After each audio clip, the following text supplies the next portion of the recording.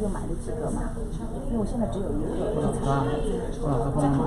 Hey, you get sit with me? I'll sit back there with you. I need to sit in the front. 放进去就可以了。不用穿进去的。那个外的。那挺好的哈。那你这个后面，你这用可不可以做穿这个？OK， 要不要这个要不要取下来？这个全因为我刚刚有进去，我以前那个是用那个 Mac。有啊，你这是一样的没有，我没有贴进去。这样可以贴在上面。对。这可以这样的。我没有贴，我没有4块贴在上面。对啊，我4块贴了，我后悔了。你是4块贴多难看，我就取不下来。我放在那个课本上面就可以。对呀，我知道啊。你这个没有办法，你这个很重啊，你这个放进去很重。我是放在 Cradle， 如果我这车我几台车的话，我修一下的话，就放这个贴上去就放给。如果我自己开那个蓝色的台的话，就是放在 Cradle 上面。我通电话的时候，那你这怎么是要换来换去的？就放在旁边。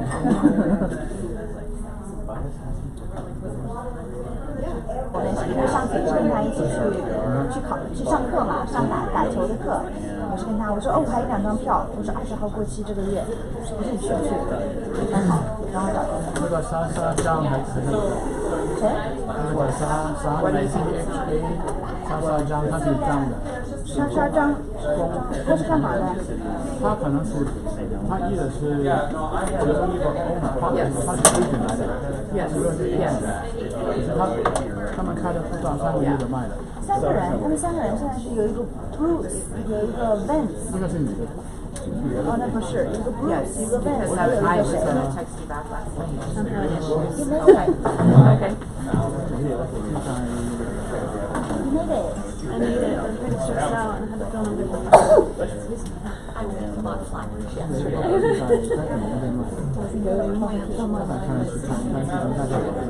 看到他的住院住院嘛，他的住院能接触房东，然后跟他讲说，我说微信这样做的话，明天好看到我对我的客人只有你的帮人直接去跟他们。The TV remote? 快要完的话， The TV is not on over there. 说，如果你要买的话 Why is that not showing up? 我没有跟着父母。我听说过，我说我知道他的多。他们几个人？ I'm not going to do Apple TV until I won't use the Apple TV or something.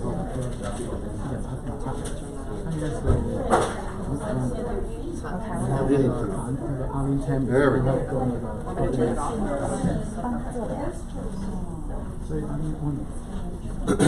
Morning. Everybody out there can come grab a seat. We'll get started. I'm here, by the way. I was just Yeah.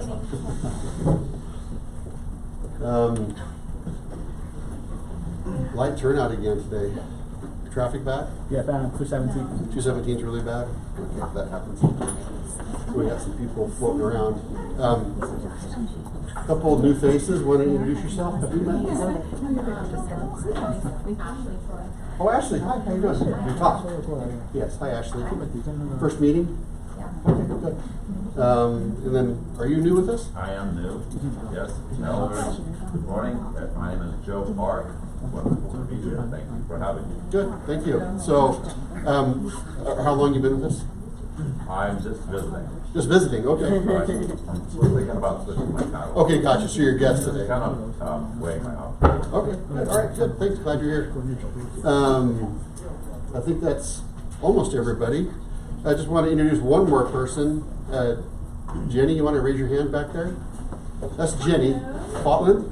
Is that right? very good. Jenny is, Denise and I have been meeting with some people and having some interviews. We are bringing someone in-house for marketing and design work. And that's Jenny. So there's going to be some work she does. So welcome, Jenny. Yep. As we grow and evolve, right, needs change, and there's been some pieces that we wanted to put together, and this is one of them. So we're excited to have that. So I sent out an email a while ago. Mateen, are you here? Where are you at, Mateen? Right there. Oh, there you are. You sent me like 5 resumes of people. Thank you for that. We received Jenny's too, but Jenny comes highly recommended, but also good work and has done. We give some test work with Scott Dunn, right? And it went good, right? Yeah, And went great. It was awesome and all that. Yeah. So she'll be doing some work corporate level that we're paying her for but she'll be available through More Realty to contract. They have one custom whatever design work, so she'll be available for that kind of thing as well. Oh, sorry. James Bond. Sorry. So welcome, Jay. Kim Mitchell, you here? There you are, Kim. Kim's providing a CE hour today for today's class, so thank you, Kim. You want to come say hi and hand out your sheet? And by the way, with Jenny, more to follow. We just kind of formalized this last evening. So more to follow over this week, but you'll be seeing some more, and she'll be available for some more marketing help, company-wide, but also to individual. I just want to introduce Harvey. Say Harvey. All right. Harvey's new with us too. Do you know if Tony's coming today? No. You don't know, okay. So welcome to Harvey as well. Kim, I'm sorry. Where'd she go? Oh, Kim's passing around the form. The book.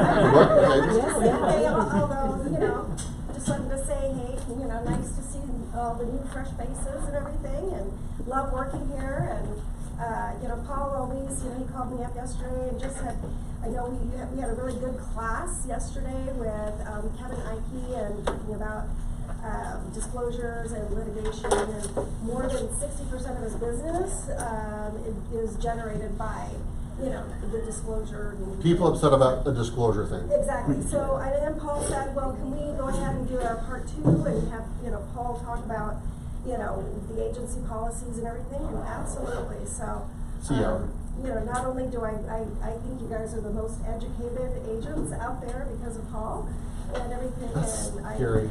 And I just love being part of it, and thank you guys for using Chicago Title. I really appreciate all your support. Thank you, Kim. Thank you. Anything else before we get started from anyone? Had anything? No? Okay, any questions about anything? Yes, Kim? No, I don't have any questions. I just want to say one more thing. Who all needs their ethics class? I'm going to have it on October 1st. Thank you. I'm getting that question more and more recently, Okay. so yeah. So yeah, I'm going to be doing it over at the Oregon State Bar, so I'll be talking to you about that, but it's on October 1st, so mark your calendars. And yesterday's class was 90% more realty. Oh. Yes. Yesterday, it was almost everybody's more realty except about 15 people. Right. Out of 130 or 40 that showed up out of final count. So on this class, we're going to open up to more realty first, Right. get your ethics training, and then we'll open up to other people as well. Okay? Right, Kim? Thank you for doing that. October what, roughly? October 1st. October 1st, okay. Jane? I was just going to say, that class was excellent yesterday. Mm-hmm. And thank you for doing that. Yeah. And if it ever comes up again, people who Kevin don't said it was a know. new class for him, but he's willing to do it again. Yes, And Yeah, it needs to be done again for people who didn't see it. It was well done. one of the things that creates a little anxiety for Denise and I certainly is what's going on you're not aware of, right? And it's classes like that that help people kind of keep their eyes open for things you don't even know what to look for sometimes, right? Like simple little things he said, we're going to review, we're going to hit on some of it again, it's just very, very helpful to be informed and educated. And we are really kind of about educating people. We've been down the path of, my grandma, I don't know if it's her saying or not, but an ounce of prevention versus a pound of cure. You ever hear that? And when someone's upset in a real estate transaction, everybody's a target. Everybody's a target because they just want their money, right? So in real estate, it's one of those things you can be absolutely perfect at and still be at risk, right? It's just one of those things. So the more we can teach, the more we can inform and educate and help you know what to look for, how to avoid some things, how to raise a flag at the right time with the right person so that we can stay in front of it, the better we all are, honestly. And what we want to do is protect this whole thing for everybody. All it takes is one bad situation to just kind of take a whole company down. Not very common, but it could happen. So. Also, just want to, before I go much further down that path, class today after from cross country. Lori's going to teach about Home Possible and Home Ready, the Fannie Mae and Freddie Mac affordable housing programs that are available. So stick around for a CE class on that. And just in general, our cars are always up front. We're usually in the office over here during working hours and beyond, so come see us if you have any kind of question. You should have probably been contacted by one of us directly, just making sure that we tell you how we think we can help you and how we're getting a lot of traction working with a lot of you at this point. So, yeah. Thank you very much. Just as a side note, not long ago, we sent out an email saying, hey, the ACH stuff the direct deposit sort of changed and sort of been delayed by a day or two sometimes. And we said we're looking at other solutions. We think we've narrowed down into a fix to this. So just keep an eye out over the next few weeks. We have changes and technologies and updates to things that will help make it all more efficient and better for everybody at every level. So I think I took, 8 or 9 presentations last 2 weeks, various vendors and providers, and it's been very time consuming, but I think it'll be worth it in the end. So one of those things, just to be kind of along those lines, you're aware that the SkySlope and ZipForms integration no longer works, correct? Okay. And keep in mind, this is a big ship to turn with 325 plus people. To make a change on a technology or a SkySlope tool or something like that, it's not a quick and easy thing. We have to really plan ahead and really make sure we don't want to disrupt anything. So just bear that in mind as we go forward. But yeah, the ZipForms Plus integration no longer works with SkySlope. SkySlope is building their own internal thing. I've sent out a video so that y'all could watch about what they're putting together and how they're putting it together. I don't know how long it'll take. In the interim, we have our eyes open for options. I'll just say that. We have our eyes wide open for better possibilities or something that may be an improvement, but we won't do something unless it's an improvement of the current situation. But so for right now, in ZipForms, you have to grab your PDFs and off your desktop and put them in and it won't link over. It's a very easy fix. I've heard no complaints from anyone. No one's called and said, this is stupid. If it is, you haven't called. But I think it's stupid. But unfortunately, just because Lone Wolf now owns ZipForms, which is a competitor to SkySlope, and they got a little tiffed over something, and so they just cut off the integration, basically what happened. So who was at the class yesterday? Good, fair amount of you, good. Scale of 1 to 10, 1 being worst, 10 being awesome. Try them out, what'd you think? Just 10? 10? Great. Any ones? 11. 11? Okay. So why was it a 10? Let me just ask. I think because of the detail that he went into in terms of the type of situations that seem like, that it should be okay, that, and he pointed out a number of areas where you really need to pay attention to. He did bring up one thing, which you may have already heard already, Paul, and that's, he was saying, you really need to help people guide through on working on these. Yeah, I'm not sure who it was that said my PB said don't guide them, but hopefully it wasn't any of you. It was not at our firm, right? Someone said yesterday, Mark, I had a PB that said don't help them on it. Yeah. So anyway, so you already heard that. Okay, so, yeah. I watched the video, yeah. Oh, you did? I wasn't able to be there, but it's online, right in Basecamp. If you didn't see it, you want to see it, it's right on Basecamp, and it's about an hour long by the time you cut off the commercials at the beginning and the end of people talking. It's about an hour long, but it's good information. What's that? Okay. Yeah. Question, so are we supposed to walk through with that? I'll come to that. I actually talked to Kevin for a while this morning too, and one of the questions I asked, I just want you to clarify it for me, because there's a lot of, well, let's just go down that path right now, since you opened it, okay? So one of the questions becomes, over time, is how much help do you offer someone on disclosures? Do you hand it to them and go, okay, I'm, like that? Or do you, the other extent, interview them over the phone and check the boxes and send it to them for signatures? Where on that scale of things is okay, right? Get that question a lot. Can you help them with it or not? Is that a question you wonder about sometimes? Yeah. And the reason you wonder is because you don't want to, if you make a mistake, or they can come back and say, well, wait a minute, whatever. And like you said, a lot of times people will, there's usually a dispute over something that wasn't disclosed, and they move in and go, wait a minute. Like the example we gave yesterday about that easement, that was clearly the city's fault. The city never should have allowed that. But you got an upset person who's going to come after somebody. And the only person you really can't go after is the city. They immune themselves, basically. So it's funny because you know who writes the lawyers write the laws to protect themselves.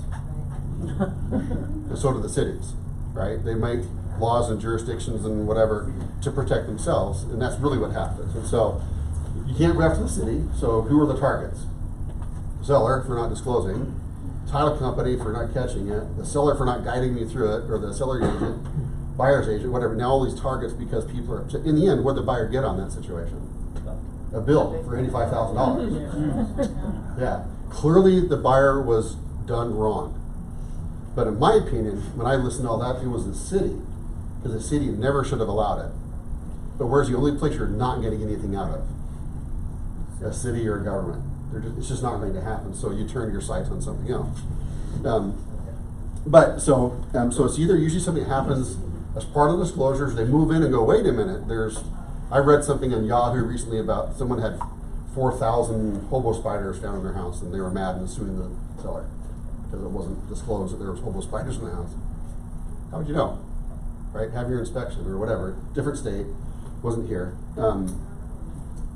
So. Oh, Yep. Can I tell my personal thing? I'll do it really quick. My personal experience with LP siding in the house that I bought with my ex-husband. This was years ago when the LP siding thing with the class action lawsuit and everything. We bought a house in West Lynn. It was on a cul-de-sac. We bought it. The builder actually was the owner, and it was his own home that he lived in. And the real estate agent that we worked with, and I can't remember if he was a listing agent or if he was our buyer's agent, but is very, very well known, and I won't mention the name. But nobody told us about LP siding. And once we bought the house, moved in, we had an inspector, everything, right? We did everything right. We moved in, and the next door neighbor came over within a week and said, so are you going to get in on that class action lawsuit for LP siding? And we said, what? And he goes, oh, the builder didn't tell you? He told all of us that in the cul-de-sac, they all had LP siding, the houses were all made around the same time. And he said the builder, who was the owner of the house, told us to get on this lawsuit. He did not disclose it. Okay, so the seller, who was also the builder, obviously knew that it had LP siding, told the neighbors and everything. But my ex didn't do anything about it. We didn't get And he could have, and he would have won. He could have, yeah, and he would have won. And so who would we go after? Would we go after the real estate agent that should have known, because that was a huge thing back then, and everybody should be able to identify. Or should the agent have known? Right, and that's what I'm saying. So if he would have known, or if he would have suspected, would that be? And the builder knew, and the builder says no, it's not. But yet he knows, the real estate agent knows, and he's a very savvy real estate agent that we work with. So where would his involvement be to be able to say, should he say, well, it's not my deal. He filled out the disclosure form even though I knew that this is LP siding, but this is the way the seller filled it out, so I'm not liable. You know what I'm saying? That's according to state law, right there. are you responsible for seller representations? No. Technically, you are not. Yeah. However, if they represent that this is not LP siding and you know it is, and you have that conversation, you now could be on the hook for that if you go ahead and allow them to put it's not LP or whatever. There's no siding issues. Does that make sense? Yeah. Where there's dry rot. I know there's dry rot here. You're just not. Come on. And he says, no, don't tell him. And you participate in hiding that fact. That's where you become in the crosshair. Your ex-husband would have won. Right. But do you remember how much Kevin said it cost for his defense side? Right. Remember today? $35,000 just for Kevin's part. Yeah. And also the seller had their own $35,000. It's not cheap. You go to trial, it's about $5,000 a day, just for the trial part, right? Then you got depositions and discovery and everything else ahead of that. It's $35,000 goes like that. That's cheap, honestly, for a lawsuit. It's not hard to hit $100,000. That's why so many people resolve it, or just like, okay, I'll just put new siding on. It's cheaper.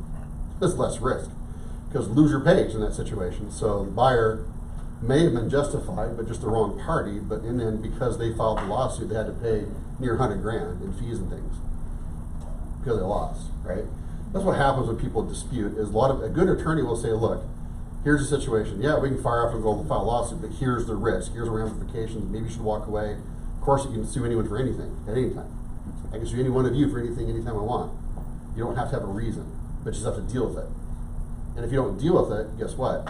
In 15 days, you lose. It's an automatic judgment. That's the way the courts work. So you're forced to deal with it. Crazy, huh? Anyway, so talking about disclosures, let's talk about the form itself. So who thinks it says it's okay to do it for them and give it to them to sign, or sit there with them and check the boxes for them? No. Who says that's okay? I do. Okay. No, don't raise your hand because I did. Yeah. But, okay. Kevin and I said that yesterday, and I was always giving it to the seller to fill out. Now I'll help them. So there's one thing to help them answer questions as they go, or can you check the boxes for them? No. Can you read the question and check the boxes? Can you? They can't Of write. course you can. Of course you can. Can I sit there on my zip forms over the phone with a client that's in Florida, listening to a rental they have here, and say, okay, I'm going to read these to you, and you answer them as, and I'll just mark the boxes. Do you have legal right to sell the property? Yes, no, or unknown? Yes, of course you do. Okay, yes. And can I go through all the questions like that at the end? And this is, I verified this again with Kevin. The most bulletproof is hand it to him and walk. I mean, kind of talk. Answer, let me know if you have any questions. You know, that's the most bulletproof, but not necessarily. There's no pure bulletproof. But you can help a client and do that on zip forms. But you need to send it to them for signatures, and your email should say, I filled these out as you asked me to, and I checked the boxes you requested. Please review and make sure there are no mistakes, period. If there are no mistakes, please sign. That's your get out of jail free card on that, right? Because now I put it back on them. Remember, it's what you can show. Hey, I said right here to review it and look for mistakes. And if you didn't look for mistakes, that's not on me, right? So you can do that. And that's what I do. I'll be honest. I do the disclosures. I check them. I say, okay, great. I've checked it. As you said, I'm going to send them to you through an electronic signature thing. And then in my signature, I literally say that. I checked them out as you indicated over the phone. Please review for any mistakes or errors and let me know so I can make corrections. If it looks good, go ahead and sign it, and away we go. Would you have them sign that statement that you gave them to along with it? That's just an email. So it's an email that goes to them, and they can have a log of that email that I communicated that. And the $4. Well, yeah, and DigiSign it is in SkySlope, right? You don't lose that. So anyone else have any other comments or thoughts on that? I think I would do the opposite, have them have the form in front of them, soft copy or hard copy, and we can talk on the phone, walk through if they have questions on that. That's an option too. You give them a blank copy. I'm going to send you a PDF version. We're going to walk through it together. I'll check it on my end if that's okay with you. Tell me what, or just check it on your end and send it back, and we'll read through them. Right? Yeah, because you can, the standard PDF reader will let them check their own boxes as long as they don't. If they have the right computer and technology, they can check their own. My comment is that it's not, you don't have to avoid helping people do this. You just have to cover yourself, right? And I literally said, okay, Kevin, if I do it this way, is that? He goes, no, you're covered, you're good. If you do it that way. Ideally, is it the best? No. I mean, I want them to look at it and see and read the questions, and sometimes visually versus auditory is different, right? I want them to have at least a PDF in front of them, and then I'm willing to do that, or just check them yourself and scan it back. Who doesn't have a scanner these days? I mean, almost everybody does, right? So both work. Okay, who thinks it's okay to hand it to them and walk away and say, just send it back when you're done? That's not good. You need to talk them through the questions. You need to at least make sure they understand what they're doing. You can't hand it to them so they might have any questions, but there are some questions in there that they don't know how to answer. For example, is unknown better than no sometimes? Yes. It's a lot better. Do they know that? Not necessarily. If I ask the question, if they read that question, has a roof ever leaked? What people do in their mind, you ever seen those things where they take a sentence and remove all the verbs and you can still read the sentence? You ever seen that? Yeah. You do that. You can literally have a sentence that says, I have a brown dog, and take the vowels out and you can still read it. Because your mind replaces things for you. You've learned how to do that. So sometimes when people read these things, they do that. Has a roof ever leaked? Not while I've lived here. No. Right? That's what they'll do. They'll add, not while I've lived here. Right. A lot of times. When really, has it ever leaked? What's the answer? Unless you've owned it from beginning to end, it's unknown. I don't know what's happened before I owned the home, right? That's the safe one, talking to him. Because no means I have knowledge. And I've represented it's never leaked, and then if they get into it after the fact and it's leaked, you said it didn't. That's where the problem becomes, right? You're representing things you don't necessarily know. And don't even know you're doing it. Has a roof ever leaked? No, not that I'm aware of, no. And the neighbors know everything. And then, yeah. You see what I mean? And so that's what my takeaway, one of my takeaways yesterday is just, it's okay to walk people through these. It's probably advisable just to make sure they understand, well, the roof's never leaked, so no. Wait a minute, how long have you owned the home? 4 years, how old is it? 30? Did it leak the prior 26 years? I don't know, then it's unknown. Because the question says, has a roof ever leaked? How would I know? Right? So unless I've owned the home and have knowledge about its history, there's more unknowns on here than we're used to knowing, right? Same with class action lawsuits. Has anything home ever been filed by class action? Has anything in the home been involved in a class action lawsuit? I get my turds listed. The answer can easily, well, no, not that I'm aware of. Well, no, not that I'm aware of is unknown. Because you don't, I mean, if it's been around 30 years in the 70s, you don't know if it ever did or didn't. They don't, right? So my point is there's the extremes here. This is where you're doing it all for them and get them signed and don't say anything. Or do you just hand it to them and let them kind of wing it themselves? That's not good, in my opinion. You gotta at least guide them through this. Because what you want to do is put yourself in a position later that says, look, I did guide them through this and we did talk about this. Because if you hand it to them and walk away, you're their trusted advisor on these forms. They're your forms. Or you're providing the form.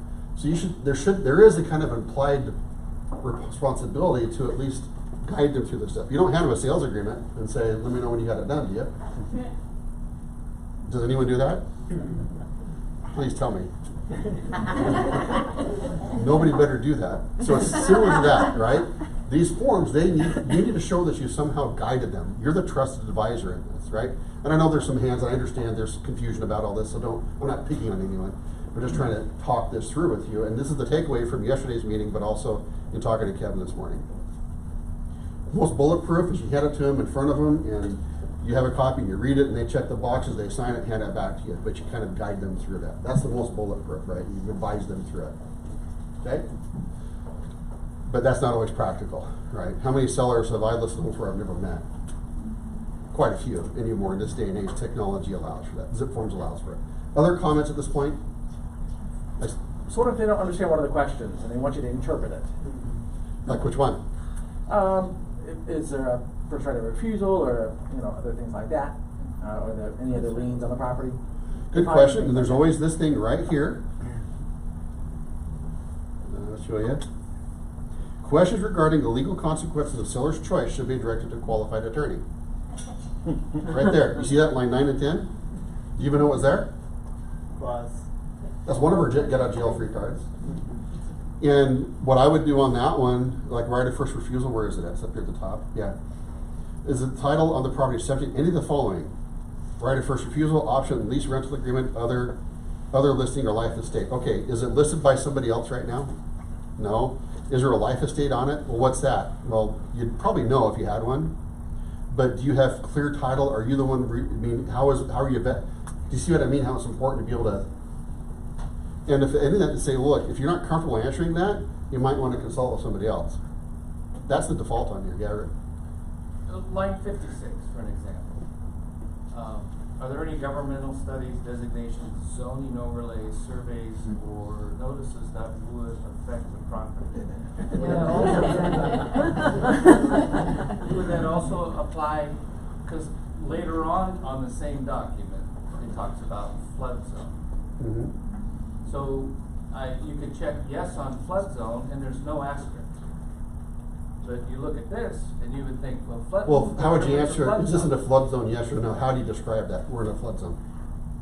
So it's really, I see why they didn't put a star on that one, because my description is going to be. The flood zone does not have a star on it. I know, I can see that. Right. I can understand that, because how would I describe that? Well, we're in a flood zone, add a description as to why you answered yes, because it's in a flood zone. It's kind of redundant. But on this one, are there any government studies, designations, owner overlay surveys, notice would affect the property? Yes. Well, tell us more. Right. What do you mean, right? But I guess their question would be is, am I implying that this is flood zone related as well as the other question later? Did that make sense? No? No, I not necessarily. Okay. Not necessarily, Mateen. No, what's a little star next to the yes? Star is it requires if you check yes, requires an explanation or an attachment.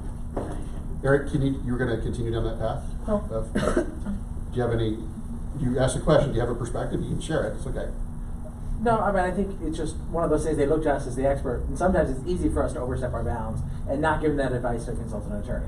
Yeah. And so if you got somebody that doesn't know what they're doing, you know, that's part of the reason why I think some of us shy away from it is because they're going to ask me questions, and maybe even I don't understand some of the questions. Sometimes, at least some agents feel that way. And so you don't want to overstep your bounds, but you also need to know what you're advising them to do. Yep. And don't be afraid of the unknown. The unknown button is your friend, really, in this. It really is. It's the get out of jail unknown. I don't know. But let's talk about B there. What's the right of first refusal? Would they know that? Would they have written an offer they accepted that puts them in the right of first refusal? That's kind of an accepted offer that someone has first right of refusal. They can bump you off. Yes. They would know that, right? And if they withhold that information and don't tell you that, that's a problem. So that's what a right of first refusal is. What's an option? Similar, that I have an option to buy your house should you ever decide to sell it. Would they be aware of that? They should be, right? Would it be something from years ago prior to them owning it? No, it'd be something current they should know. Lease or rental agreement, would they know if they have a tenant in the home? Would they know if they have a rental agreement? Yes, so do you have a tenant in the house? That would be yes, right there. Subject to a lease agreement. Lease or rental agreement, there's a tenant in the house, that's what should be checked there. Other listing, is there a second listing on it? Is it part of a life estate? I'm not even sure what that is. Yeah.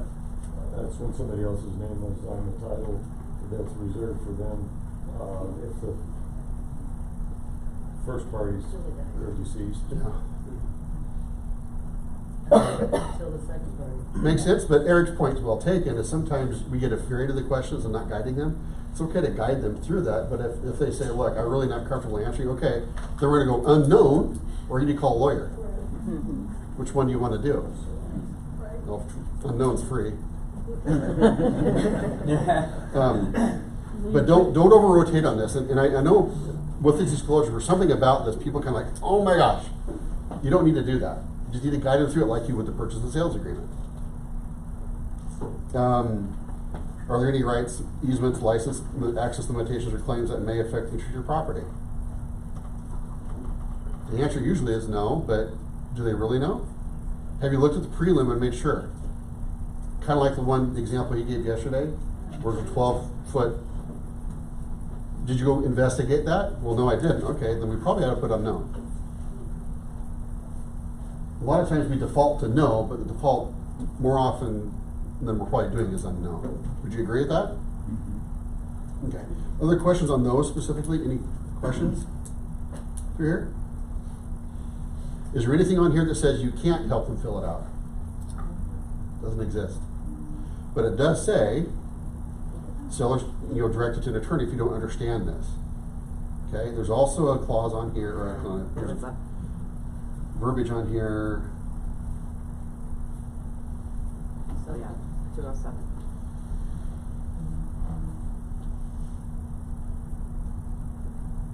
They're not the representations of a financial institution that may have made or may make loan pertaining to the property, or let's see. It starts on Any line. real estate agent engaged. Yeah. Say it again.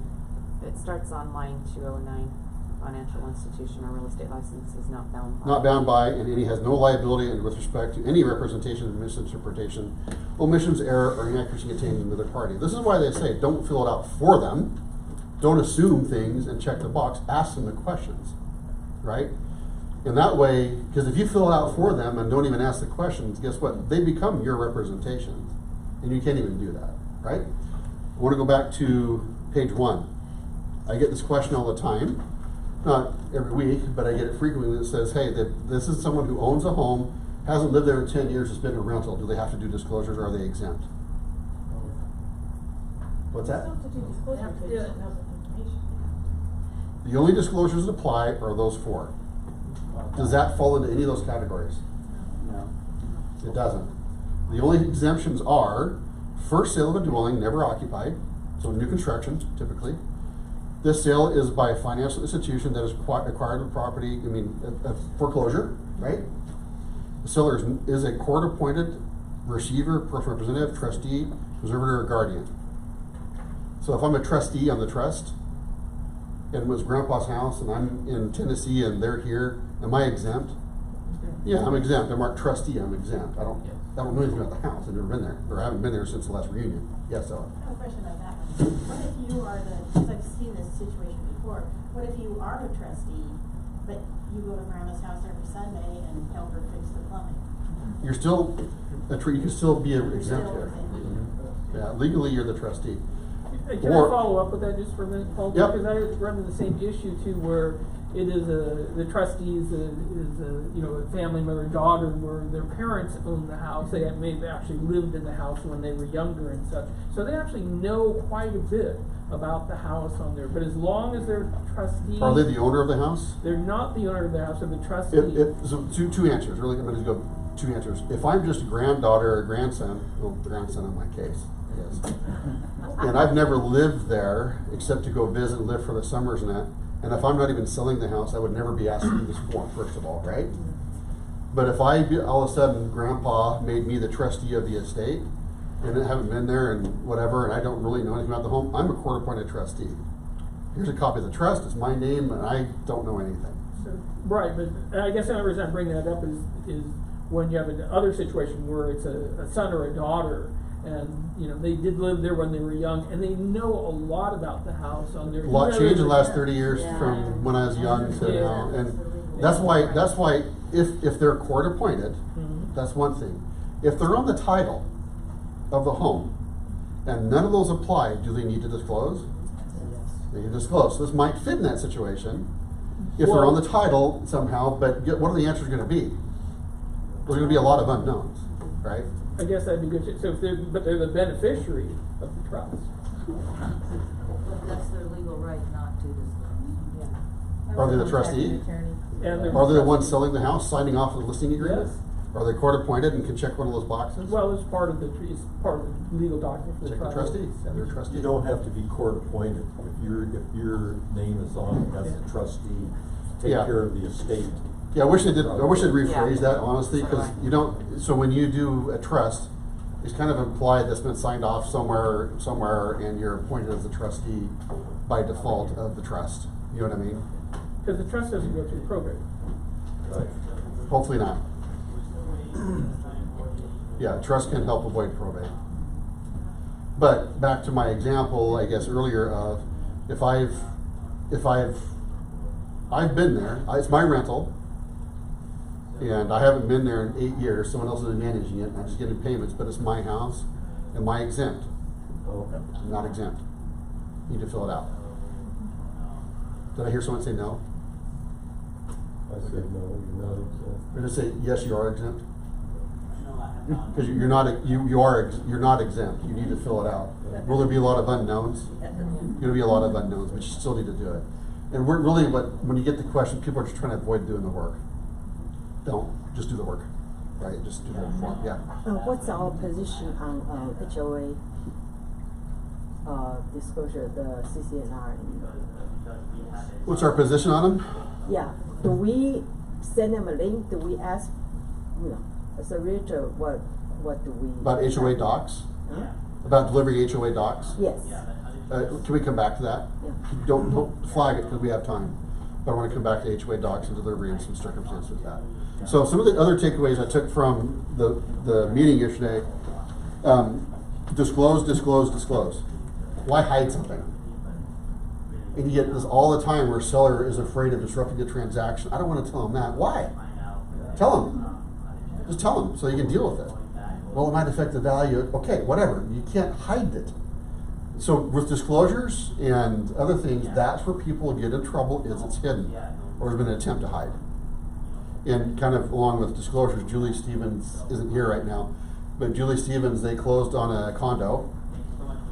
45 days after being in the condo, the new owner gets an assessment for $45,000. and they can prove the seller knew it. They can prove it.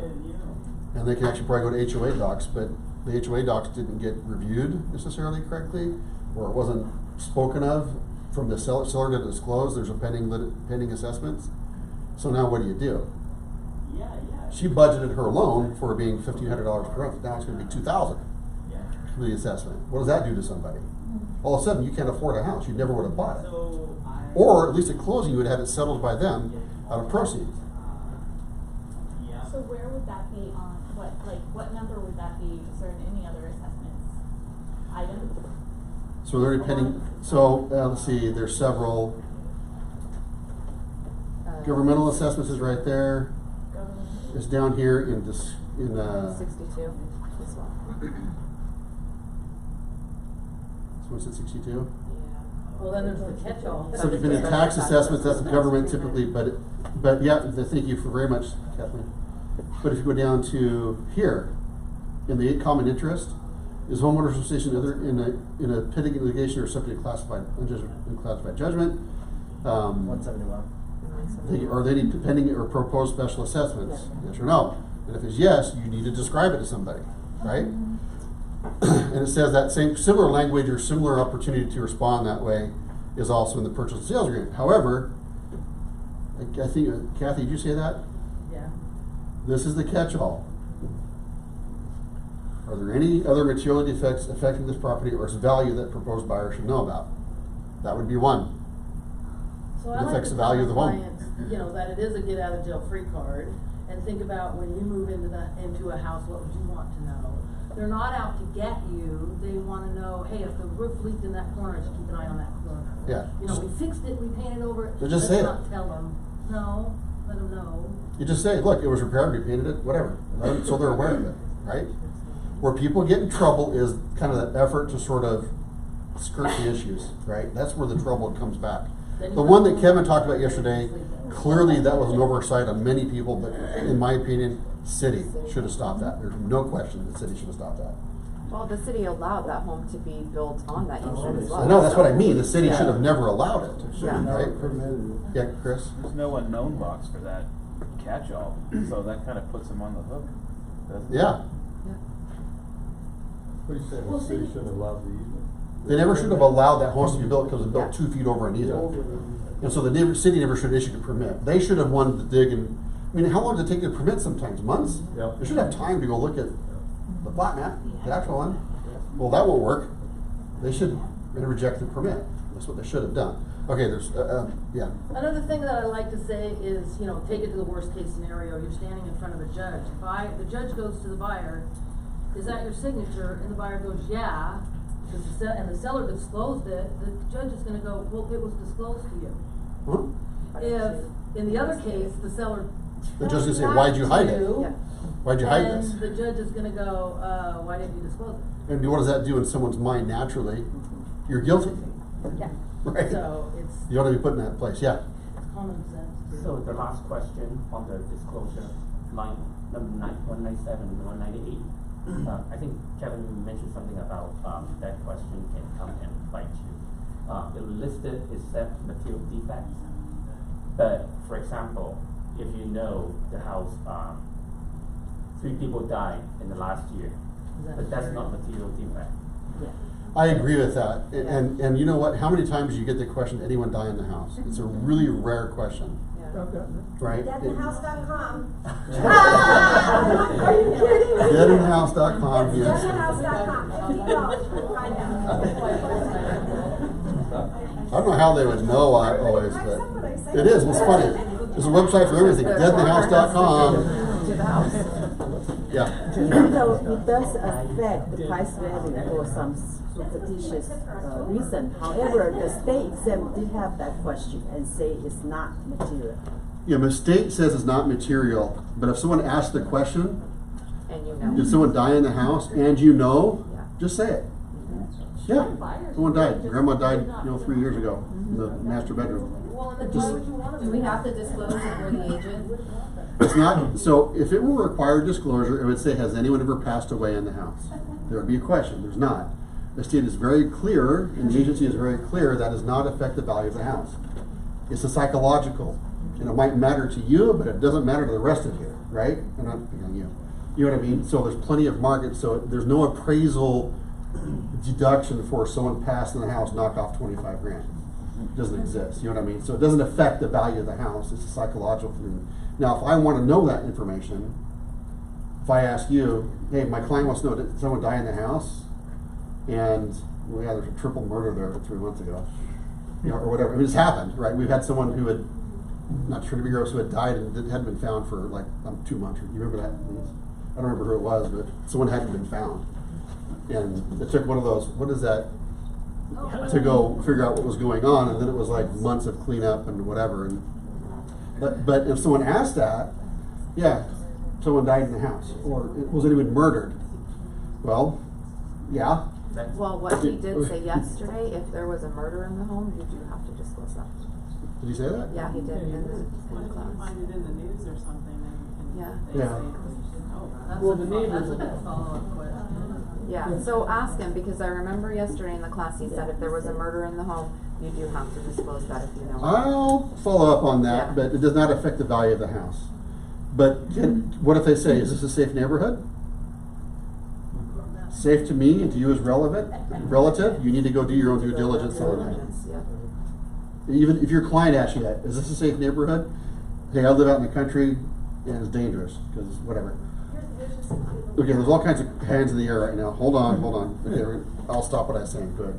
I'm just curious about that because one of the things that I've done in the past is I point them to, there used to be PortlandMaps.com and also Trulia has crime map stats, demographics that are showed, so the area, and I just pointed to that to have them make their own judgment. Yeah, they need to figure that out, because safe to me is different than it is to you. Are the schools good? Again, you have to do that research.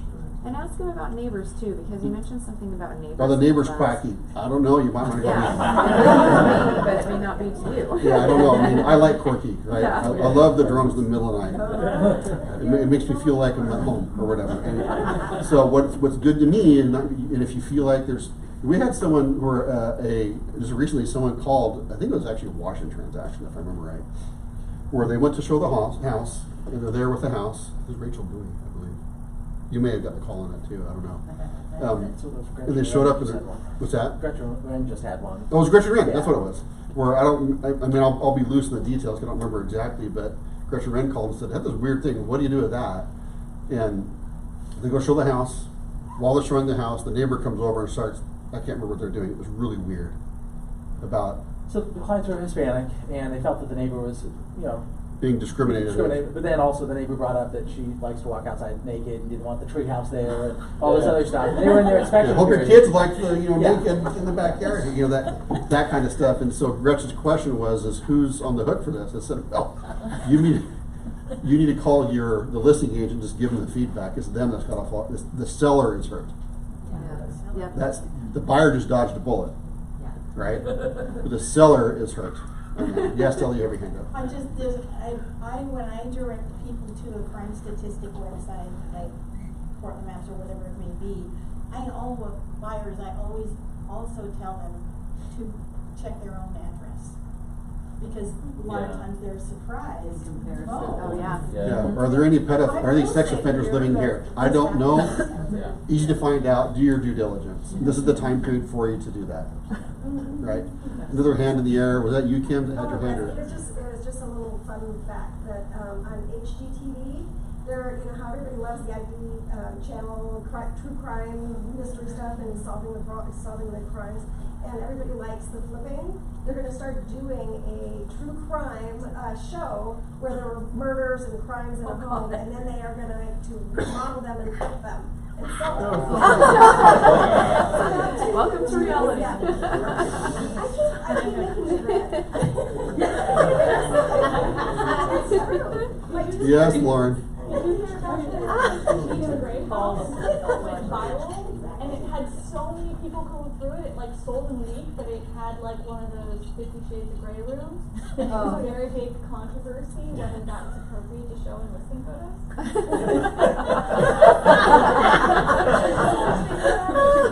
Oh, we are getting far afield of disclosure. That happens sometimes, Tracy. So yesterday, I actually had a buyer that I closed a deal in May with them, and they called and said the roof was leaking. The seller had checked that the roof was leaking, but they never wrote anything about it. So then, of course, I went back through all my notes and stuff, and I asked the listing agent. They sent over the contractor that supposedly did the repair. So we went back to that contractor yesterday. He came out, and then he said, "Oh," he goes, "we've done some work on this house, but we've never repaired a roof leak. We did other things on the roof." So who does that fall back on responsibility? Seller. Seller, yep. So I reached back out to the listing agent, said, "Oh, we had the contractor come, and to his He never called to the work. He never did the work." And so then today I got an email this morning, a comment from the seller that said, "They are who has done all my work on the roof. I've lived here for 4 years. The roof could have leaked at a different time. To my knowledge, it was done when I lived here." So my buyer now wants to know, what do we do? All right, so here's the answer. Like you can try and go to small claims route, maybe get it fixed. Maybe that goes somewhere with you. Maybe it doesn't. But it's the burden of proof's on you, right? And there's really mediation for something that small, or you just get your roof fixed and move on with life. Right. Well, and actually the contractor that came out, just because he has done work on that roof, he actually put some tar yesterday, because obviously with the rain we had is kind of when it all happened or whatnot. And so, which they did know that in 3 to 5 years they'd have to replace the roof. So buyers probably going to have The older seller reality. during the whole transaction was very, I think he was kind of dishonest in some things that we have noticed through, But anyways, so it was just kind of ironic that that roofer did not do the repair as the seller Yeah, and so did they say. could be proven the seller, but okay, buyer, do you want to go expend your time and energy doing that, or you want to just get it? You knew you're going to replace it, just get it fixed. You have a choice to make, right? And some sellers, like the one Kevin Ike, they wanted to pursue it, risking a whole bunch of money, thinking they were going to get it. But Kevin told them, I said 50-50. You might want to walk away from this. He told them that, and now they're stuck with it. So, where do you want to go with it, right? And a lot of times realtors will pay stuff just to keep people, okay, I'll just buy it. So, but I don't think that's a good thing to do either, because that makes it look like we're always responsible for stuff. But I don't know. So I don't know, Tracy. Just depend. Who do they go after? Well, clearly here's a problem with anything like that. On seller disclosures, when you feel like they've misled you, you have to go prove they've misled you. You have to prove they had knowledge of the roof that was leaking. You have to prove they saw it and was aware of it and called to work in. It was never done. If that were the case, maybe it's a contractor. The problem is the proof versus the return. So if it's $1,000 repair, I mean. Well, I look at it that the contractor that came out yesterday did them kind of a favor by kind of patching it. They up. just patched it, Didn't so charge them anything, they'll replace the deal roof. with it. Yeah. So we'll figure it out. But Everybody wants to get their justice, right? And it's sometimes you just have to walk ironic away that from it. because you can see where the stain was, in the ceiling, and so it's ironic that it's coming out of that same spot again. It's not ironic. So- They clearly were aware of it. But I'm not saying. But the problem is somehow proving it, right? If you go to small claims or anywhere, it's like you're going to spend $1,000 just in talking to an attorney, Well, right? and then they're gonna say, did the buyer have an inspection? Yeah, I mean, Well, so that's another thing, like, why should your inspector call it out? I mean, I don't know. So, Court, you had your hand up. Oh, I was just gonna say, sounds like a referral to Kevin. Yeah, it could be. Yeah. Yeah, if you really want to know, you can talk to the attorney. I I'm a mean, professional. I feel like I have a story for everything we talk about on Tuesday. we all do, right? Yeah. Yeah. So the CCB has investigated that will go out. It won't cost her, because that's why contractors have a bond for those kind of issues. True. However, if I was never called to do repair work, how can I be held liable for work I was never even asked to do? That's what they're saying, is I never got asked to do this work. And if the seller thinks they've done it, then they So should the look seller, at the invoice. but the and say, seller "Well, clearly never called it in. Right. But if they did call it in, And it's and they not have an an invoice that invoice. says the leak was repaired, okay, Yeah, that goes back to the contractor. Yeah. But my guess is that doesn't exist. I want to talk about contractors really quick. When you do repairs and disclose and everything, always recommend your clients use a contractor. Because guess what? If the contractor would have missed it, guess who's going to have to fix it? The contractor. If the seller did their own repairs, guess who's on the hook? The seller. So seller, I know you're trying to be cheap, right? I know you're being a tightwad over this, but spend a few $100 of a contract to do it because it's assurance it's not going to come back on you in the future. You understand that? The different. I mean, that's really kind of important. Do I see other hands up? Raise your hand high if you have your hand in. I just said, and here's some referrals. What's that? Buyers asking, making sure they're getting a contractor to do the work. Now, don't be crazy on this. You know, to do vacuuming and cleaning, you don't need a licensed professional contractor to. You know, there's some things that really doesn't necessitate it, but there are some things that really should. Furnace, roof, plumbing, electrical. You know, some key things that really should have a professional contractor do that. But in that one, you know, it depends. Did the seller call their work in? Was it part of the repair addendum? Did they ask for the repair addendum? If they didn't, why did the inspector catch it? The inspector says in the contract, we're only liable for the cost of the inspection. If we miss something, the only thing you get out of us is the cost of the inspection back. It's very clear that you understand that, right? That's how all inspectors are. So you can't go back on an inspector and say, we want a new roof from the inspector. They don't do that. And they're contractually, they write that very carefully. It's a visual inspection, we see what we see. And the other thing about leaking roofs, well, how long has it been since it really rained? 6 months? 4 months? Well, when we sold the house, it wasn't leaking. I couldn't see a leak. So again, part of the proving mechanism you have to go through. So your buyer has a decision to make. I mean, keep these things in mind, and a good attorney will tell the same thing to them. Do you want to go to this effort, or you just want to let the tar catch it for now and do it next year and get it replaced in 3 years when it's time? Or do you want to make a point? It's really expensive to make a point. Make sense? Okay, a couple more things. What did he say about dual agency? He wishes it was illegal. He wishes it was illegal. He used the analogy of if I'm suing somebody, I can't represent both parties. Right? It doesn't make sense. And I happen to agree with that.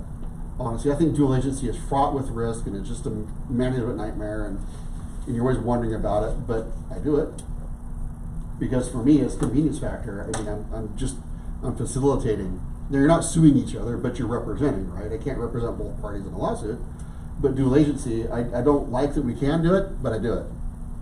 Right? It's kind of weird. Written communication.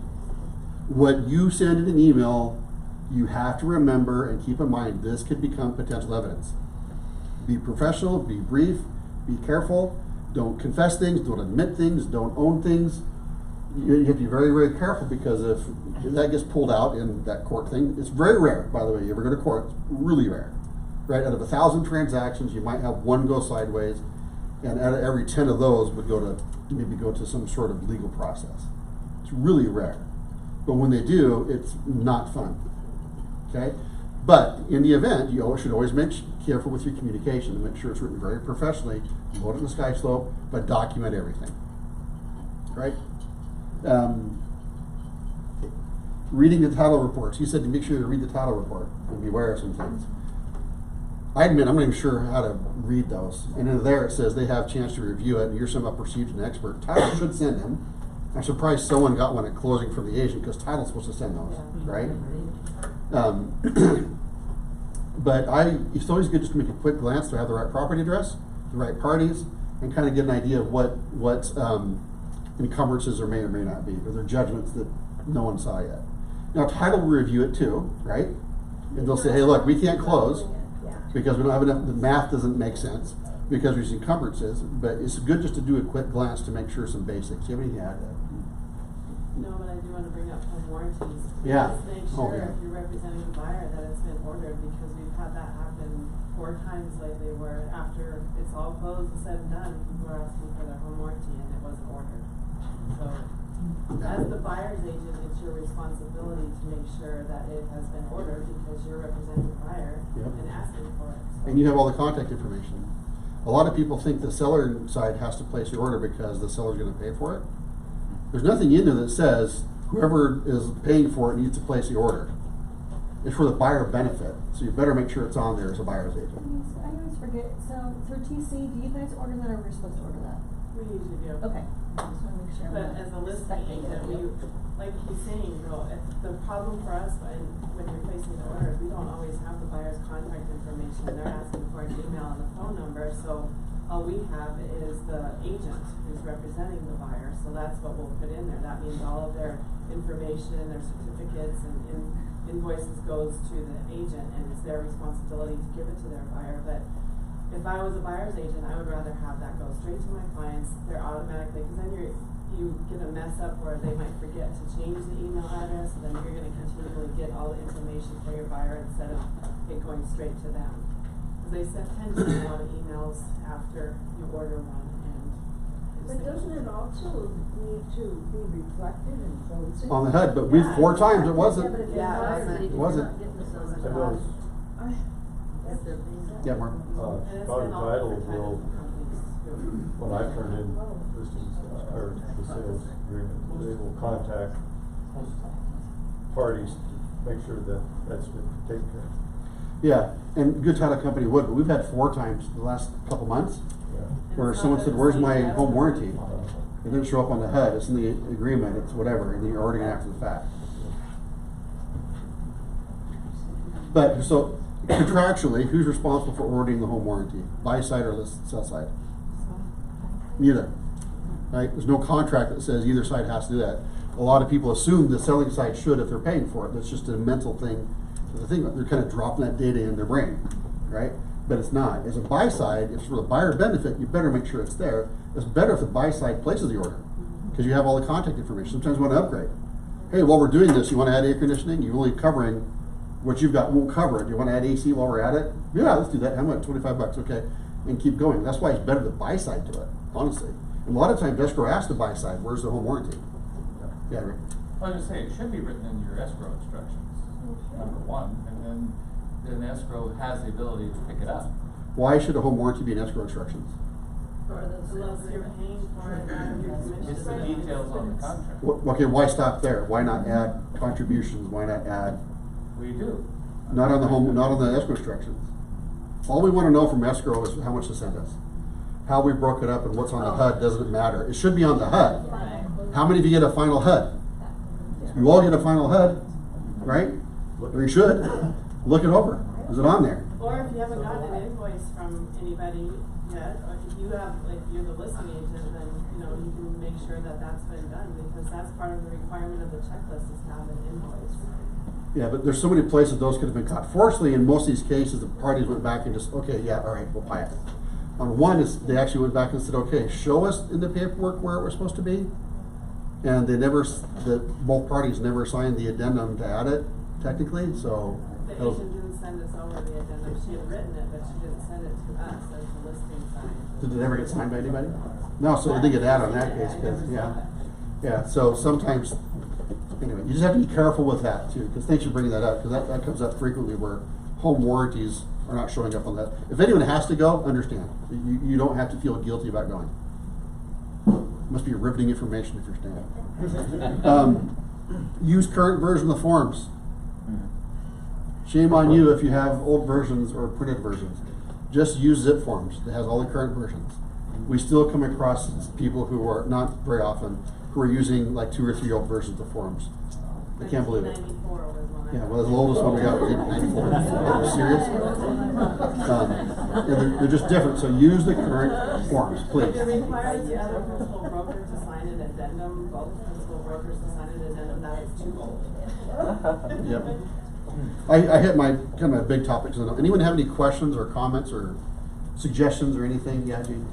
Another thing that he mentioned yesterday is that when, with a prelim or when you get the plat map, that is really just a tax thing that you refer to. He was saying, really, we should go out to the county and get the actual, and part of that's born of the experience he is presently in, because that would have solved a lot of problems. You know what I mean? But I'm not sure that the right instructions for the agent to go out and get a copy of the plat map for your client.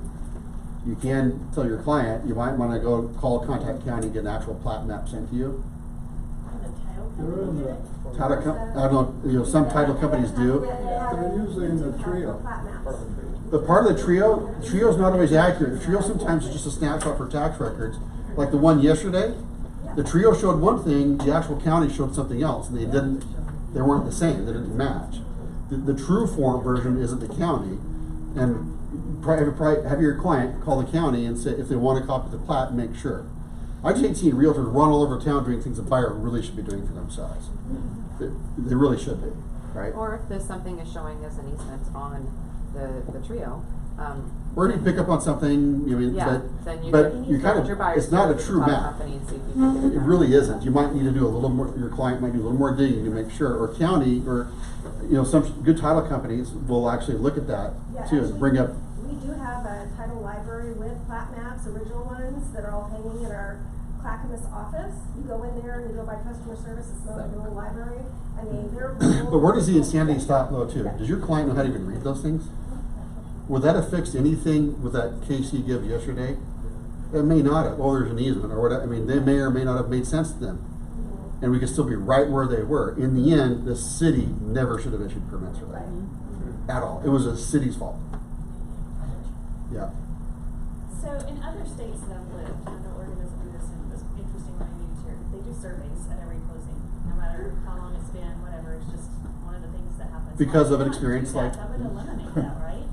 There, you know what? Again, you could go crazy. When I bought my first house, the papers were maybe about that thick, right?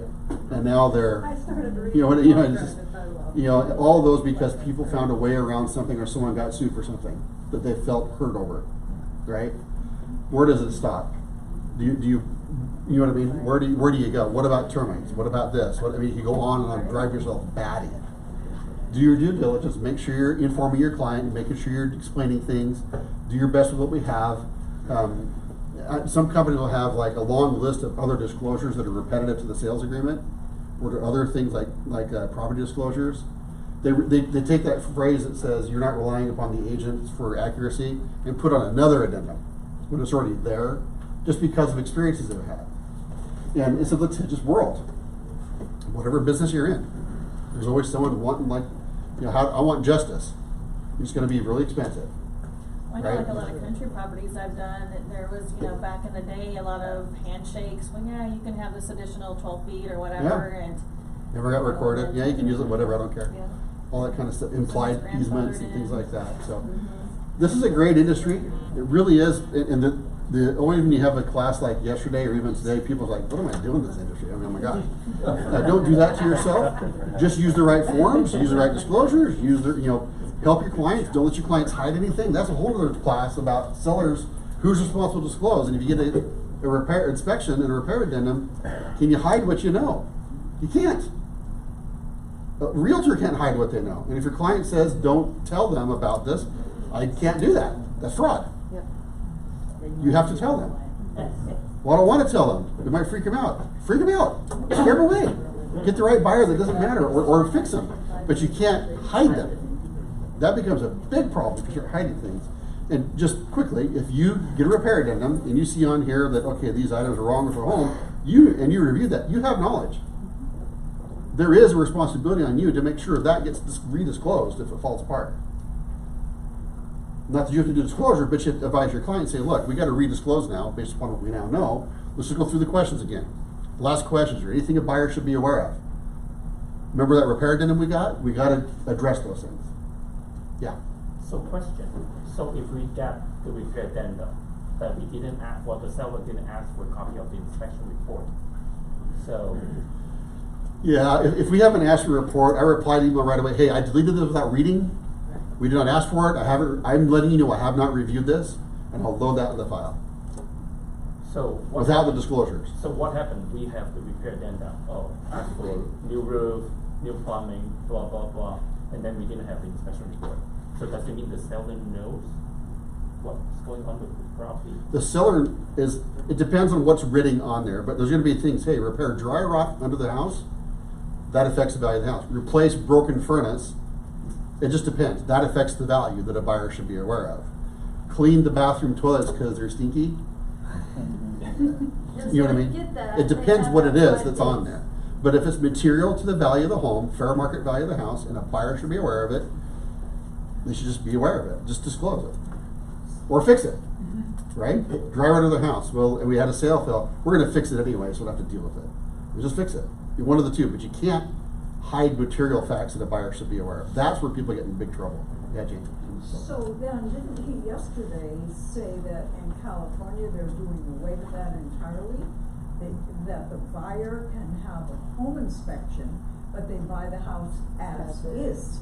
Nobody does any repairs. Yeah, they're doing something to do away with the even an ability to do repairs. Seattle or something like that, yeah. But you know, every home is as is, right? What you don't want to do is hide what you know. That's the purpose of all this, right? Seller should not hide what they know. That's where they get into trouble. If they're hiding material facts that buyers should be aware of. Again, dirty carpet, that's not, unless it's ruined carpet, it just needs to be cleaned. That's one thing. But if you have a sale fail, hey, let's just redisclose, make sure we haven't got any changes. Ask the questions again, and if you see change, all right, let's read them. Is there anything that buyers should be aware of now that we've gone this far? Well, I don't want them to know about this. Okay, let me stop you right there. This is where you will get sued, right? Or this is where the problems do come up, is if you try to hide them, just disclose. It's better to over-disclose than under-disclose. Let me say that carefully. Done correctly, disclosing is a lot better than not disclosing. This broad brushstroke I know. So what happens if the seller receives a repair addendum that says replace the roof, but they don't want to do it and they just terminate? They didn't ask to see your inspection report. All they know is that they wanted a new roof, but they didn't know why. So what is their obligation at that point? Yeah. It's that fine line. Not really a fine line. It's a very clear line, really. You know there's something wrong with your roof. You can't. Ignorance is not a good defense. So at that point, they need to have somebody come out and You might want to find out what was wrong with your roof. Yeah. But if I advise you, if I say, look, you're my seller, and I say, look, we really don't know what's wrong with the roof, don't say anything. Another buyer comes along, and they're going to have their own inspection, hopefully, right? They might come across the same thing, right? Or not. Or not. And if you just open yourself up for some, so you might, well, what's wrong? I don't know. It's. I guess it is more of a careful line. So 2 hands in the air, Stella. I've had agents ask for just the pages of the inspection. You can do that too. Pertinent to the Can you send me the inspection report related to the roof, please, so we can see what's there? But it's a hard thing to say because ignorance is a bad defense in the future. But if you go to the buyer, you don't know if the roof's leaked. You still don't know. You don't have to answer that. But is there something wrong with the roof that a buyer should be aware of? I don't know yet. Right. So hey, all I know is the last people asked. Here's what I probably tell the other people: is anything wrong with the house? They say, well, last people asked for a roof repair. We just felt self. We don't know if there's anything up there or not. You want to make sure you have your inspection. That kind of thing. So yeah. I did have a sale fail based off of a miscommunication. I had 2 hatches go under the house, and one went under the garage and one went under the house. They went under one? One that went under the garage, and then scared the buyer and said they would have to pay like $600 to $1,000 to dig out the other one to be able to see under the house. So they stopped the inspection and walked away. When I got back to them to respond to that, I said, that's why there is a second hatch that goes under the house. At that point, that's all I'm telling people who are seriously interested in the house, is that's why there was a sale fail. Is there more I should document on something like that? No. That's not material to anything. You have no material knowledge to fix the value of the house. Yeah, okay. You just, if they say, why is the sale fail? Say, look, the inspector didn't they didn't go in both sides. They missed the other door. So they freaked out the seller, unfortunately, but no, there's nothing wrong with the house that was found because it never had a complete inspection. But on that, I mean, it just. I mean, you kind of want to advise your seller to take a look at the inspection because if it does come up again, if the sale fails and they get another buyer. It depends on what's found too. It could be just I don't like the color of the roof. Right. Well, that's the thing. You know what I mean? So it's subjective. They don't want to do the repair, and because it's just the cost, they don't care anything else. A good repair addendum will say, hey, replace rusted nails or missing tiles or whatever. There'll be a little more. They won't just say fix the roof per page. And actually, if you got something back as a listing agent that said fix the roof, you need to be more complete on this. Be more specific. So it would be like, you know, as per inspection. Yeah, report. I need a copy of that part. Side of the, or whatever, nails are lifted, however the Yeah, they can't just inspection say, has it worded. so there's a lot more data, okay, Yeah, looks so- like we're, time to go? Everybody's leaving? Yeah, Kim? I have a great class overseeing different actions in the town and not overseas, but he's an inspector and he's got a great class and it has to do with inspections and how to write your repair addendums and everything. And like Paul says, words matter, you know, because sometimes you never, ever just take it and copy and paste what they suggested from the inspection report, you know, to put into your addendum. Because they might use words like consider doing this or whatever. And if you get that into the addendum and then the buyer signs it and says, yeah, I agree, I considered it, but I decided not to do it. So there, I mean, it's a fabulous class. So I'll see if I can get him. But yeah, this is kind of like the next step to this.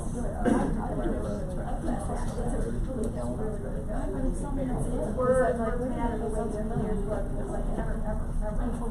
Anything else? Thank you. Thank you. A friend of mine was actually,